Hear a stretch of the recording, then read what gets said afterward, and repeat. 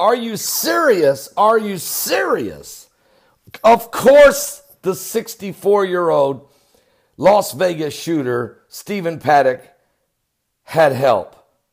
And there's no way this one man did it all by himself. And I've been saying that.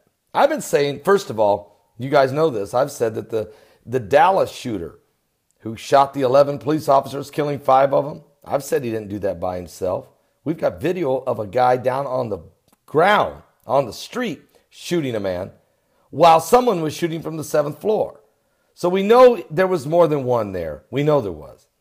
And then, are you serious? Do you really believe the one guy went into the Pulse nightclub, killed 49 people, wounded 50, and kept 3 exit doors locked so people couldn't leave, and then held off 3 SWAT teams from those 3 doors by himself? Do you really believe that? Are you serious?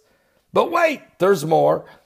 There's no way Stephen Paddock carried 23 rifles, 1,600 rounds of ammunition, set up 4 days, and ran back and forth between 2 rooms, those 2 windows, and opened fire, grabbing different rifles, filling magazines. I mean, are you serious? Is this guy a super soldier? Was he... now, Russ Dizdar says, psychopaths. He is a psychopath, but he's more than that, folks. He's demonic. He was demonically charged. There's no doubt about that. Demonically possessed.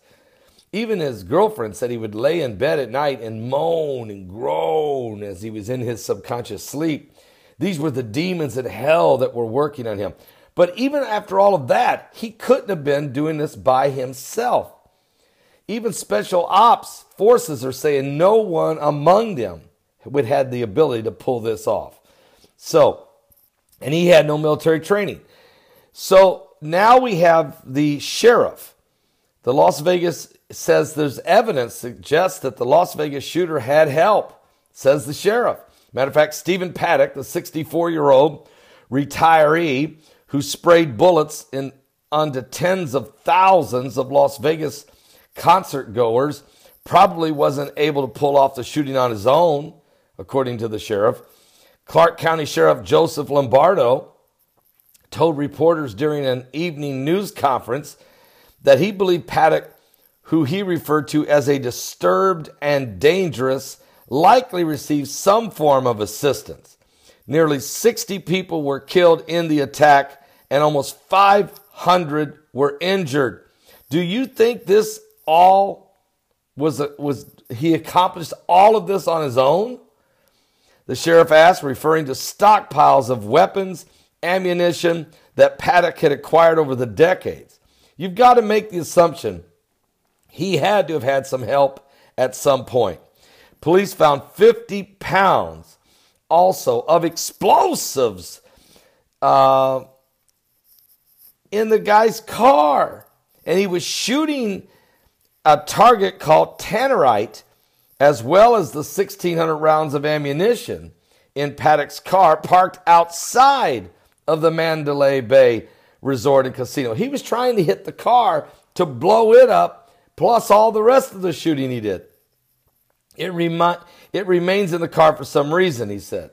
There were well in excess of thousands, not 1,600, that was just in the car, thousands of rounds that were still in the room when Paddock was found dead from a self-inflicted gunshot.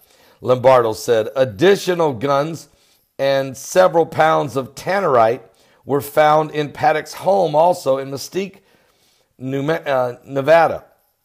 And authorities deemed that Mary Lou Danley, Paddock's girlfriend, a person of interest in the investigation. They interviewed her shortly after she arrived in Los Angeles from the Philippines on Wednesday, but the FBI said she wasn't taken into federal custody. Now, Danley said in a statement that she was devastated by the attack and had no indication that Paddock had any plans to carry it out. He never said anything to me or took any action that I was aware of that I understood in any way to be a warning that something like this was going to happen, Danley said in a statement read by her attorney. The statement noted that Paddock had bought her a last-minute plane ticket to the Philippines 2 weeks ago wired her $100,000 to buy a house for herself and her family, which she thought might have been a way of breaking up the relationship. Okay? But officials are still unsure what motivated the massacre. Lombardo declined to say if investigators believe Paddock was planning a larger attack, but he suggested Paddock may have planned to flee the hotel's 32nd floor where the gunman fired upon the Route 91 Harvest Festival country music fans. As Country Music Entertainer of the Year, Jason Aldean was performing on stage. 22,000 people vulnerable at one time. This is my assumption, only my assumption, and nobody's been able to dispel my assumption as of today, said Sheriff Lombardo, noting several security cameras Paddock had positioned outside his hotel suite and inside it. I believe because of his countermeasures placed in the peephole and in the hallway, he was doing everything possible to figure out how he could escape at that point. When asked by a reporter if there was any evidence that Paddock had planned to escape, Lombardo simply said yes. He declined, though, to elaborate. Police found a note on a yellow piece of paper in Paddock's hotel room, but Lombardo said it wasn't a suicide note. An investigator said earlier that Paddock had rigged security cameras to monitor the activity outside his suite. Now, Jesus Campos, an unarmed security guard who approached the door, was shot in the leg after Paddock reportedly saw him and fired more than 200 rounds into the hallway. According to the Daily Beast, the guard later radioed his colleagues who helped authorities locate Paddock's room. His bravery was amazing because he remained with our officers, providing them the key pass to access the door and to actually continue to help them clear rooms until our officers demanded that he go get some medical attention. Much of Paddock's secret life remains a mystery to officials, and Lombardo noted that it became clear that he spent decades acquiring this arsenal.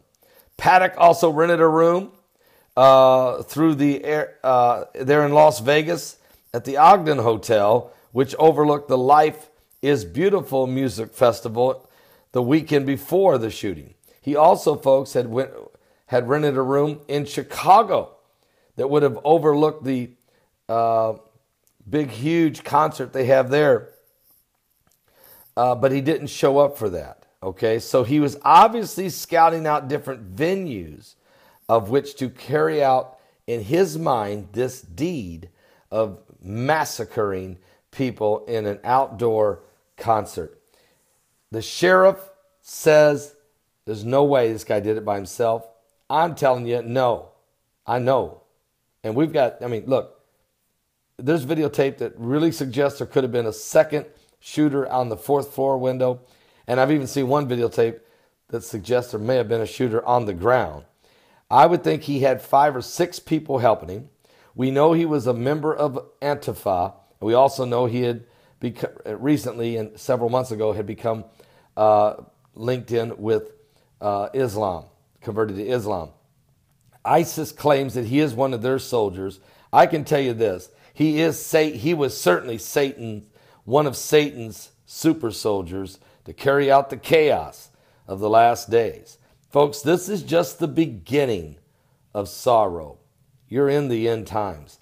I wrote a book called Mark of the Beast, RFID, and I went back through here looking at some of the, and I wrote this 5 years ago, and I went back today and was reading through what I had written about different types of chaotic things that were going to happen. And it's just unbelievable, the spiritual insight that God was revealing, even though this is a novel, how that the very things I wrote about 5 years ago are taking place today. It's just incredible. It shows you that the Lord, it's what's called a rhema word, but what the Lord's doing, he's revealing to his people. I'm not the only one either. There's other authors that are out there that have written novels that lots of what they've written is now taking place, but it's based on biblical prophecy. Okay, so you can read the Bible, and it's also based on current world events and how they are actually happening right now. So we're living in the end times. We're in the last days. It's going to get worse, folks. The days of chaos. These are the days of chaos. Are you saved? Jesus is coming soon.